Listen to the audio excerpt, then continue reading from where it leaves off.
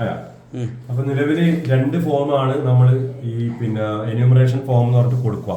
ഇതുപോലെ ഫോട്ടോ പതിച്ച 2 ഫോം ഉണ്ടാവും. ഇതാണ് നമ്മൾ പൂരിപ്പിച്ചിട്ട് BLO കൊടുക്കേണ്ടത്. അതിന് നിങ്ങളെ കൈമേൽ ആദ്യം ഈ മുകളിലത്തെ ഭാഗത്ത് പിന്നെ ഇപ്പോഴത്തെ മുകളിലത്തെ ഭാഗത്ത് ഏറ്റവും ടോപ്പിൽ വരുന്നത് താഴെ 2 ഭാഗം ഉണ്ടാവുക. 2002 SIRന്റെ വിവരങ്ങൾ എഴുതാൻ വേണ്ടി ഇടതുവശത്തെ ഒരു ഭാഗം, വലതുവശത്തെ ഒരു ഭാഗം, ഏറ്റവും ടോപ്പിലുള്ള ഭാഗം ആദ്യം പൂരിപ്പിക്കുക. ഇപ്പൊ ജനന തീയതി, ആധാർ നമ്പർ ഓപ്ഷനിലാണ് ഉണ്ടെങ്കിൽ മതി, മൊബൈൽ നമ്പർ അതിലുണ്ടാവും നിങ്ങളെ പേര്, പിതാവിന്റെ രക്ഷിതാവിന്റെ പേര്, പിതാവിന്റെ രക്ഷിതാവിന്റെ എപ്പിക് നമ്പർ എന്ന് പറഞ്ഞാൽ നമ്മളെ ഇലക്ഷൻ ID കാർഡിന്റെ മുകളിലുള്ള ഒരു നമ്പർ ഉണ്ട്, CSE RE എന്നുള്ള മട്ട്, ആ നമ്പർ എഴുതുക.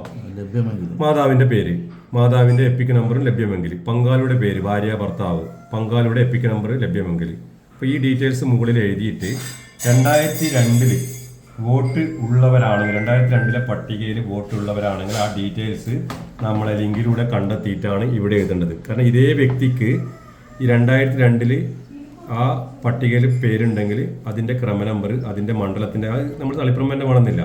ഇപ്പം കണ്ണൂരാണെങ്കിലും പയ്യന്നൂരാണെങ്കിലും ആ മണ്ഡലത്തിലെ സീരിയൽ നമ്പറും ക്രമ നമ്പറും പാർട്ട് നമ്പറിൽ എഴുതാൻ പറയുന്നുണ്ട്. ആ ഡീറ്റെയിൽസാണ് അവിടെ എഴുതേണ്ടത്. അതിലെന്തെങ്കിലും സംശയം ഉണ്ടെങ്കിൽ നമ്മോട് ചോദിച്ചാൽ നമ്മൾ പറഞ്ഞുതരാം.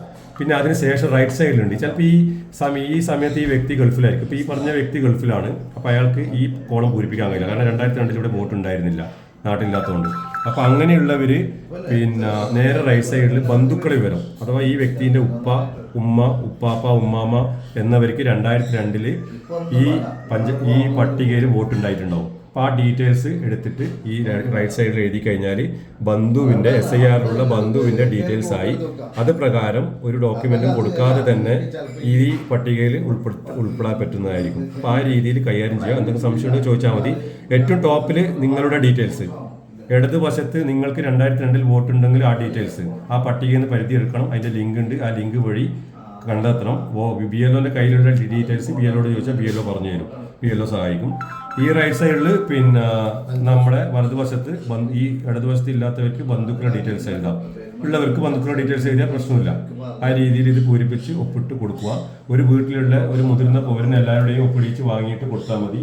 പുറത്ത് നാട്ടിലിപ്പം വിദേശത്ത് എവിടെയെങ്കിലും നാട്ടിലില്ലാത്തവരെ ഫോം നിങ്ങളുടെ കയ്യിൽ കിട്ടിയിട്ടുണ്ടെങ്കിൽ ആ ഡീറ്റെയിൽസ് നിങ്ങൾക്ക് പൂരിപ്പിച്ച് കൊടുക്കാവുന്നതാണ്. ഈ QR കോഡ് സ്കാൻ ചെയ്ത് ചെയ്യാൻ പറ്റുന്നതാണെന്നാണ് പറയുന്നത്. നമുക്ക് ചെക്ക് ചെയ്ത് നോക്കാം. ഓക്കെ, ഈ രീതിയിലാണ് ഈ ഫോം ഫില്ല് ചെയ്യേണ്ടത്.